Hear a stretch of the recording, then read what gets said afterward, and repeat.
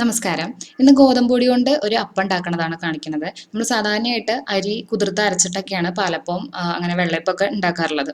ഇപ്പം ഇത് നമ്മുടെ വീട്ടിലുള്ള ഗോതമ്പ് പൊടി കൊണ്ട് തന്നെ ഉണ്ടാക്കിയെടുക്കാൻ വേണ്ടിയിട്ട് പറ്റും. പിന്നെ സാധാരണ നമ്മുടെ അരി കൊണ്ട് ഉണ്ടാക്കണ പാലപ്പത്തിൻ്റെയോ വെള്ളപ്പത്തിൻ്റെയോ ഒക്കെ അത്ര സ്വാദുണ്ടോ എന്ന് ചോദിച്ചാൽ സത്യസന്ധമായിട്ട് പറയുകയാണെന്നുണ്ടെങ്കിൽ എപ്പോഴും അരി കൊണ്ട് ഉണ്ടാക്കുന്നതാണ് എനിക്കിഷ്ടം. പക്ഷെ ഒരു വെറൈറ്റിക്ക് വേണ്ടിയിട്ട് ഇടയ്ക്കൊന്ന് പരീക്ഷിച്ച് നോക്കാവുന്നതാണ്. അത് മാത്രമല്ല അരി കൊണ്ടുള്ള വെള്ളയപ്പം പാലപ്പം ഒക്കെ നമുക്ക് വെറുതെ കടിച്ച് കഴിക്കാൻ സ്വാദാണ്. ഇത് വെറുതെയും കഴിക്കാം. എന്നാലും ഇതിന്റെ കൂടെ എന്തെങ്കിലും ഒരു തേങ്ങാ ചട്നിയോ അല്ലെങ്കിൽ ഈവൻ സാമ്പാറോ കടലക്കറിയോ ഗ്രീൻ പീസ് കറിയോ എന്തെങ്കിലും ഒരു കൂട്ടാൻ കൂട്ടി കഴിക്കുന്നതാണ് ഇതിന് ഏറ്റവും സ്വാദ്. അളവ് പറയുകയാണെന്നുണ്ടെങ്കിൽ നമ്മൾ ഏത് ഗ്ലാസ് ആണോ അല്ലെങ്കിൽ കപ്പാണോ എടുക്കുന്നത് അതിൽ 1 കപ്പ് അളവില് തേങ്ങ ചിരകിയത്, 1/4 കപ്പ് അളവില് ചോറാണ് ഏറ്റവും നല്ലത്. ചോറില്ലെങ്കിൽ 1/4 കപ്പ് അളവ് അവലെടുക്കാം. അത് ഏത് അവല് വേണമെങ്കിൽ എടുക്കാം കേട്ടോ. മട്ടവലോ അല്ലെങ്കിൽ വെളുത്തവലോ എങ്ങനെയായാലും കുഴപ്പമില്ല. പക്ഷെ ചോറാണ് കുറച്ചും കൂടി നന്നായിരിക്കുക. 2 ഗ്ലാസ് അളവില് ഗോതമ്പ് പൊടി. ഇതാണ് അതിന്റെ ഒരു അളവ് എന്ന് പറയുന്നത്. 2 ഗ്ലാസ് ഗോതമ്പ് പൊടിക്ക് 1/2 ഗ്ലാസ് മുതൽ 1/4 ഗ്ലാസ് വരെ ചോറ് അല്ലെങ്കിൽ അവല്, 1 ഗ്ലാസ് തേങ്ങ ചിരകിയത്.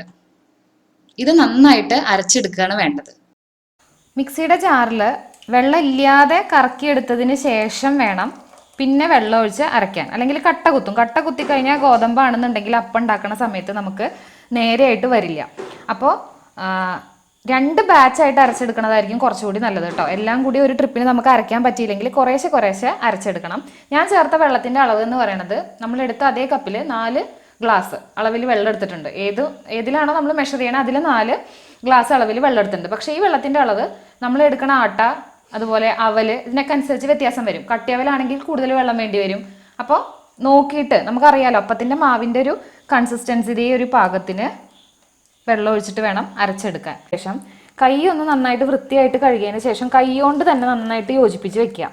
കാരണം എന്താ വെച്ചാൽ ഇപ്പോൾ ഗ്ലൗസ് നമ്മൾ യൂസ് ചെയ്യണില്ലേ എന്നൊക്കെ ചോദിക്കും. അങ്ങനെയല്ല, ഇത് വേറെ ഒന്നും ചേർക്കാതെ അരി പോലെ തന്നെ നമുക്ക് അരി അപ്പത്തിന് അരയ്ക്കുമ്പോൾ ആ ഒരു പൊന്തി കിട്ടണ രീതിയിൽ രാത്രി അരച്ചു വെച്ചാൽ രാവിലേക്ക് തന്നെ ഇത് നന്നായിട്ട് പൊങ്ങി വരണം എന്നുണ്ടെങ്കിൽ കൈ കൊണ്ട് തന്നെ നമ്മൾ ഇളക്കി യോജിപ്പിച്ച് വെക്കണം. പഴയ ആൾക്കാർ പറയുമല്ലോ കൈ കൊണ്ട് ചെയ്യുമ്പോൾ അത് ഫെർമെൻറ്റ് ചെയ്യാൻ നന്നായിട്ട് സഹായിക്കുന്നുണ്ട്. അതുകൊണ്ടാണ് നമ്മൾ കൈ കൊണ്ട് തന്നെ ഇളക്കി യോജിപ്പിച്ച് വെക്കുക എന്നുള്ളത് പറയണത്. നല്ലോണം 1-2 മിനിറ്റ് നേരം ഇത് യോജിപ്പിച്ചിട്ട് ഇങ്ങനെ അടച്ചു വെക്കുക കേട്ടോ. ഇതിപ്പോൾ രാത്രിയാണ്. ഇനി നാളെ രാവിലെ ഞാൻ കാണിച്ചു തരാം എങ്ങനെയാണ് ബേക്കിംഗ് സോഡ അല്ലെങ്കിൽ വേറെ ഈസ്റ്റ് ഇതൊന്നും ഇല്ലാതെ തന്നെ ഗോതമ്പ് പൊടി കൊണ്ട് അപ്പത്തിൻ്റെ മാവ് എങ്ങനെയാണ് പൊങ്ങി വരികയെന്ന് നമുക്ക് നാളെ കാണാം. ഇത് നല്ല ചൂടുകാലത്തും അതുപോലെ തണുപ്പുള്ള സമയങ്ങളിലും ഒക്കെ ഇത് എത്ര മണിക്കൂർ വെക്കണം എന്നുള്ളത് വ്യത്യാസം ഉണ്ടായിരിക്കും കേട്ടോ. വല്ലാതെ പുളിക്കാനായിട്ട് നിൽക്കേണ്ട ആവശ്യമില്ല. ഇതിപ്പോൾ ഞാൻ രാത്രി ഏകദേശം ഒരു 10 മണിയോട് കൂടിയിട്ട് അരച്ച് വെച്ചിട്ട് രാവിലെ ഒരു 6 മണി സമയമൊക്കെ ആകുമ്പോഴാണ് കാണിക്കുന്നത്. ചിലപ്പോൾ നമുക്ക് നല്ല ചൂടുള്ള സമയങ്ങളിലാണെങ്കിൽ ഒരു 5-6 മണിക്കൂറൊക്കെ തന്നെ ധാരാളം മതിയാവും. ഇപ്പം ഇതുപോലെ നന്നായിട്ട് മാവ് പുളിച്ച് പൊങ്ങി വന്നിട്ടുണ്ട്, ഒരു ബേക്കിംഗ് സോഡ ഒന്നും ഇല്ലാതെ. ഇനി ഇത് അപ്പത്തിന്റെ ചട്ടിയിൽ ചുറ്റിച്ചെടുത്ത് അങ്ങനെ ഞാൻ ചെയ്ത് നോക്കി. പക്ഷെ അതിനേക്കാളും കൂടുതൽ എനിക്ക് ദോശക്കല്ലിൽ ഇതുപോലെ കട്ടിയിൽ പരത്തി അത് കുറച്ച് നേരം ഒരു 2-3 മിനിറ്റ് നേരം മീഡിയം ഫ്ലെയിമിൽ അടച്ചു വെച്ച് വേവിച്ചെടുത്തിട്ടുള്ള കട്ടിയുള്ള അപ്പാണ് എനിക്ക് ഒന്നും കൂടി നന്നായിട്ട് തോന്നിയത്. അപ്പച്ചട്ടിയിൽ ചുറ്റിച്ചെടുക്കണേക്കാളും ദോശക്കല്ലിൽ ഉണ്ടാക്കിയതാണ് എനിക്ക് ഏറ്റവും നന്നായിട്ട് തോന്നിയത്. അപ്പോൾ നല്ല ഹോൾസ് ഒക്കെ നല്ല പോലെ വന്നിട്ടുണ്ട്. അപ്പോൾ ഇടയ്ക്ക് ഒരു വ്യത്യസ്തമായിട്ട് ഗോതമ്പ് പൊടി കൊണ്ട് ചപ്പാത്തിയും ഗോതമ്പ് ദോശയും അല്ലാതെ പരീക്ഷിക്കാൻ പറ്റിയ നല്ലൊരു വിഭവമാണ്.